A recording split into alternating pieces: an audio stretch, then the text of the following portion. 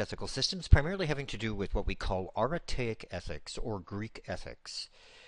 It's worth noting, etymologically speaking, that the word arete, which translates in English as excellence or virtue, comes ultimately from the Roman god Ares, or actually Greco-Roman god Ares Mars, and at one point in time connoted to be quote-unquote man-like, but obviously the term arete eventually became used in order to suggest or express the concept of excellence or virtue. What virtue-based ethical systems promote is the idea that virtue or the value of an act is not in the act, but in fact is in the heart of the actor, that is to say, in the person who in fact is a moral agent. And consequently, virtue ethics emphasizes being a certain kind of person with a certain quality of character. Virtue ethics, amongst other things, seeks to produce excellent persons. So you have to put yourself in this mindset in which you're trying to conceive the degree to which the ancient Greeks were talking about what it meant to be a good or excellent person. We'll discuss a little bit more about that from an Aristotelian point of view. Virtue ethics seeks to have people act out of spontaneous goodness. So in other words, the idea in virtue ethics is that we should do the right thing without thinking about it too terribly much, spontaneously. We should be habituated to doing the right thing spontaneously. Virtue ethics seeks to have those who are excellent inspire others. In other words, they become role models. So if a person wants to know how to be virtuous, that person seeks out people who exemplify various features of what it means to be virtue, or people who instantiate, so to speak, a character which is virtuous. Aretaic ethics focuses on the goal of life, which is essentially to live well and achieve excellence. Now, duty ethics, which we discussed a little while ago with regard to Kantian deontology, is contrasted with virtue ethics. Duty ethics is action-based, and what the virtue ethicist says is that an action-based moral theory lacks what we call a motivational component. So in other words, according to duty ethics, essentially you're following a rule, such as the categorical imperative, and once you come up with a rule and you act on that rule, then what happens is that you become quote-unquote ethical, but there might not be any motivational component associated with it, such as a sentiment. Action-based ethics founded on a theological legal model. And of course you can see the notion of what we call the golden rule in Kantian deontology, and the thought sometimes amongst virtue ethicists, particularly in the 21st century, is that that legal moral code is not appropriate. Now you may disagree with that, but this essentially is what many virtue ethicists seem to believe. What are called action-based ethics, again, ignore a spiritual dimension, which it is thought that the virtue ethicist is able to sort of reinstate in discussions about what it means to be a moral or virtuous individual. And lastly, action-based ethics tend to overemphasize the notion of autonomy, which essentially means to be self-controlled or self-willed. And they also neglect the so-called communal context, which is a way of saying that virtue ethics is composed of a consideration not only for the individual and his or her flourishing and development and growth, but also that development and growth of the community in which the individual lives. Let's talk a little bit about what characterizes now virtue ethics. Virtue ethics claims that it's important, not only, of course, to do the right thing, but to have a disposition to do the right thing, a motivation that's associated with that, an emotional state that allows you to be able to be good and do right. So really, virtue ethics looks at the entire picture of what it means to be a human being, how it all comes together in order to become the best that an individual can be. You've probably heard of that expression at some point in time, be all you can be. Well, that's very applicable, particularly to the Aristotelian version of virtue ethics. Be all you can be.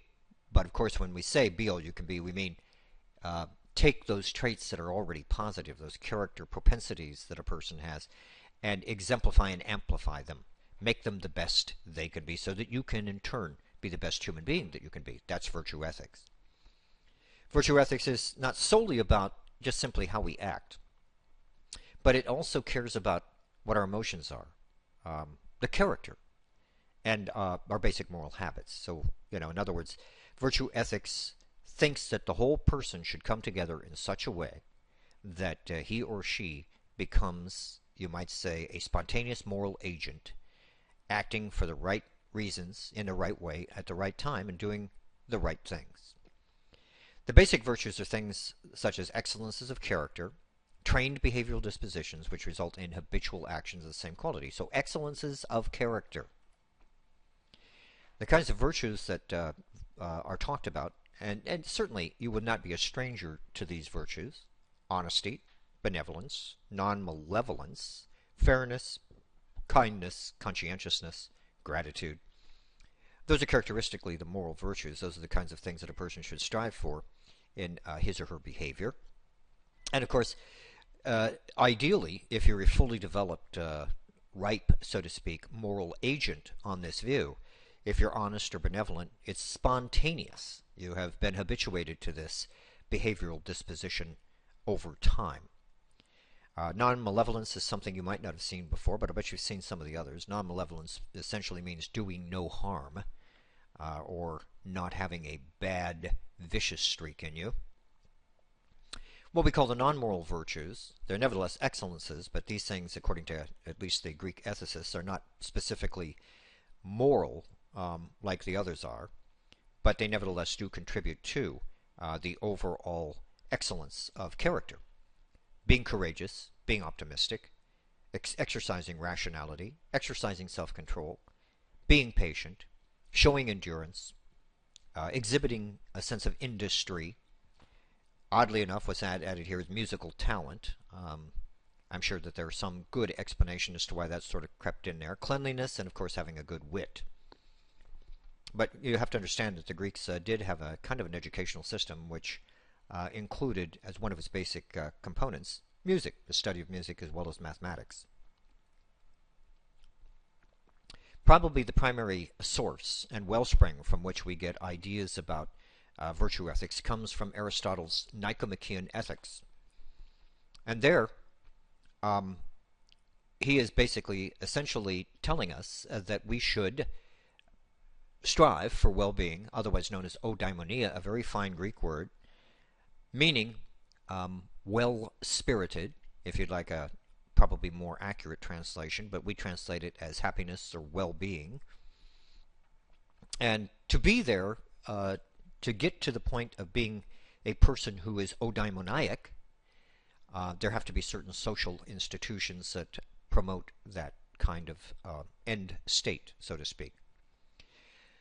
A moral person can't exist apart from a political setting, so that's probably one of the reasons why Aristotle did refer to a human being as a political animal.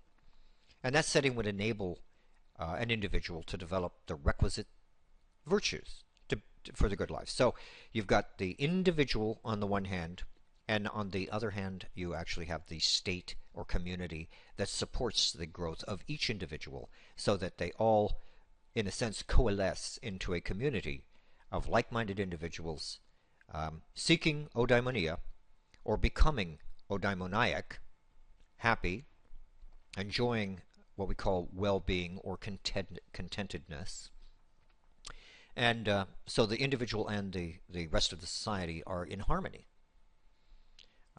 Aristotle believed that ethics is a branch of politics because everything that we do in a community is political for Aristotle. For Aristotle, who was a natural rights theorist, he believed that humanity, human beings, each have an essence or proper function. And he says that the function of humans primarily is to use a reason.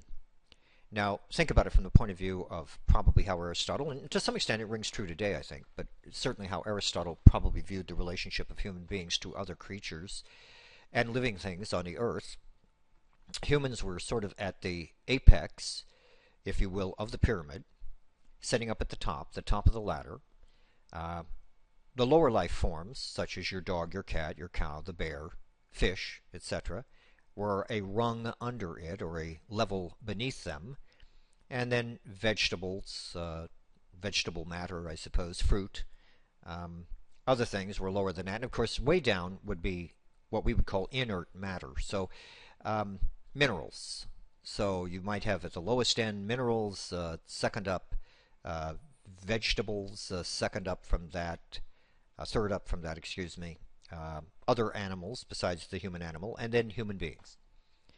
So they all, uh, in terms of their species, as well as probably in terms of their own individual particular essences, but for the most part, their species essence, each of the creatures that exist on a great chain of being have a proper function. And it so happens that the proper function of human beings, for Aristotle at least, is the use of reason in a pursuit of the good life. So what humans are able to do, which no other living creature can do, is actually apply reason. Why is that? Because humans have, at the very least, either a higher degree, much higher degree of reason than other life forms, or other life forms simply don't have reason, and the fact that humans do means that we are individuated from other creatures that certainly are capable of a variety of behaviors, but not anything like, one would argue, what humans can do by virtue of their reason. There are a couple of different kinds of virtues, of course. Moral virtues, which are distinct from intellectual virtues. But we want both of those things in order to become fully flourishing human beings. And the way in which we do that is we acquire certain kinds of habits. And how do we do that? Well, simply by attempting to live well. The more we practice living well, which is to suggest that we practice following certain appropriate intellectual and moral role models, we eventually begin to become habituated to that lifestyle. Not unlike what happens when a person learns to play some game like baseball or tennis, or any of the others. You know, the more you practice it, the better you become. So Aristotle actually thought that you could practice becoming a virtuous person. How's that? By just doing virtuous things. And eventually you'll get the habit, and then you'll just end up somehow, spontaneously and automatically, doing the right thing at the right time in the right way. Those habits or dispositions constitute the virtues. Now, when we talk about Aristotle's view, we're as in many things in the classical Greek world, we're talking about proportion and harmony. And Aristotle's discussion about virtue is no exception to a discussion about art, really, that you might have about the classical works, the statuary and other things that were produced by Greek civilization. And so when we talk about virtues exist as a mean, what is being said here is that this mean is a middle ground between what is called excess and deficiency. So, in a case of something like courage, courage would be the middle path, if you will. That would be a disposition that you should, and I should, embrace to avoid the excess of being foolhardy and taking extra risk, and of course contrasted with the deficiency of being, let us say, a coward. So the virtue of courage exists between being foolhardy or being too risk-taking and being too cowardly. So in a sense it's kind of mathematical, and there are some people who argue that it's really very much a geometrical mean that Aristotle was talking about. We don't need to get into that, but as long as you can kind of have a feel for the idea that virtue is that which is something that's right down the middle between the excess of something and the deficiency of something, those would be the vices. So there can be a vice of excess and a vice of deficiency. A virtue takes a stab at mediating, if you will, between the two. We have to choose the mean as a proper course of action in order to arrive at the right conclusion about what we're going to be doing. And of course Aristotle did, in his own somewhat discriminatory way, say that not everybody has the same ability to be virtuous. He almost spoke as if some are born with this remarkable capacity to be able to be virtuous, and that some just simply lack it. So what do you do if you lack it? I suppose you might say that there are only a couple of options, and I think for Aristotle, one of them might have been to excommunicate somebody who just simply could not be habituated to a scheme of virtue as he conceived it, or perhaps just keep trying and trying and trying to get them on the right track. The kinds of individuals I suppose that you could hold up here, mentioned in your textbook by the way, are people like Father Maximilian Kolbe, known for having sacrificed himself during World War II for the sake of saving some Jews who were being prosecuted by the Nazi regime. Great religious leaders such as Jesus, Muhammad, philosophical people such as Socrates, philosophical, spiritual, political leaders such as Gandhi, and of course, many of you have heard, I'm sure, of Mother Teresa. Often when I have classes face-to-face in which I ask people who is the most ethical or moral person of them all, it often ends up being somebody like Mother Teresa.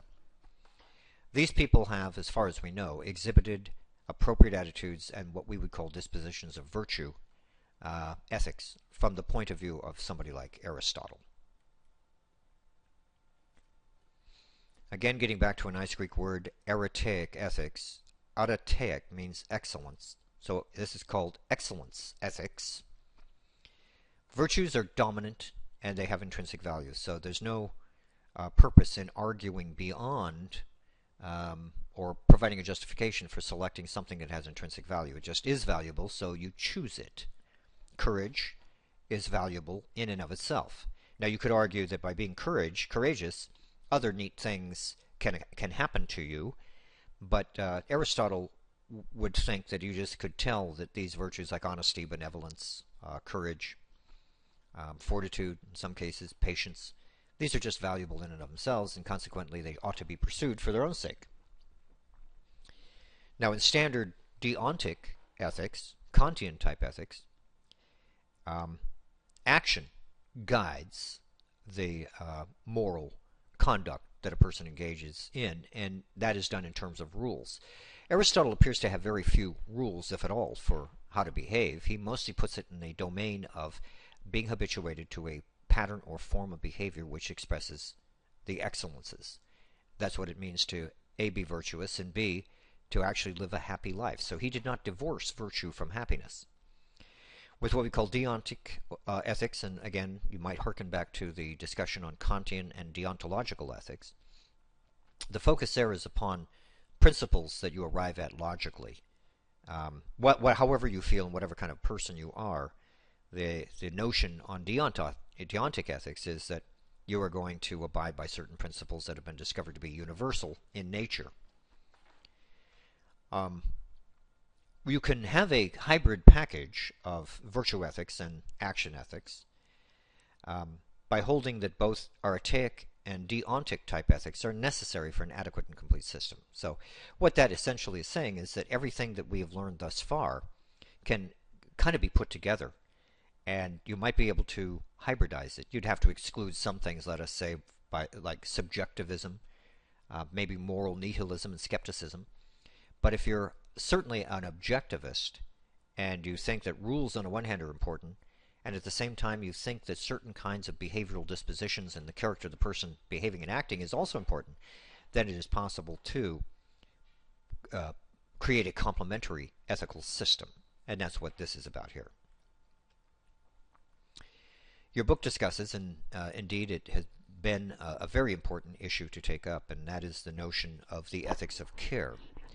So it is very much worth mentioning that a researcher named Carol Gilligan suggested that there was slightly different point of view that existed between a male perspective on morality and virtue versus a more properly female perspective. And so she felt that the male perspective, generally speaking, differed from the female point of view with regard to what's moral. And she thought that women, and not only does she think this, but she seems to produce research for this, focus more on relationships rather than, let us say, than abstract rules. More on process than principles. And in contrast, men focus more on the principles of justice and what are called rights. So I think what you get out of this is, to some extent, that the ethics of care frequently looks a little Aristotelian, and moreover, it is more about concrete situations, specific things like relationships, and less about abstract principles. Rightly or wrongly, Carol Gilligan associated the more abstract, justice-oriented morality with men, and the more, I would say, concrete, caring, and probably more Aristotelian notion about ethical and virtuous comportment with women.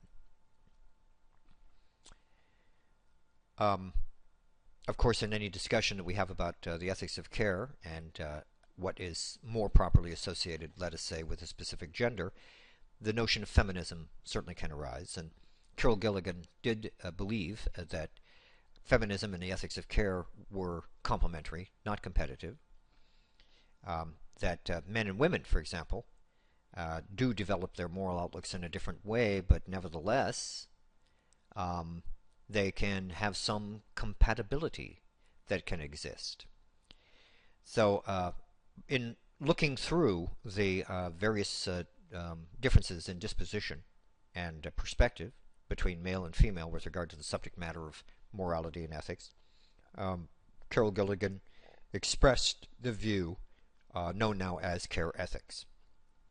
And it's a thesis that attitudes like caring and sensitivity in context are an important aspect of the moral life. So it's not just simply rules, it's somewhat more Aristotelian in a modern 20th and 21st century sense to talk about the disposition to care, or the personality trait of being sensitive. And ultimately, in the Christian tradition, for example, and there are other traditions that also embrace similar views, of course, we have this notion of agape or agapeism, a word, one of many in the Greek, for a kind of love that is more compassionate and more caring.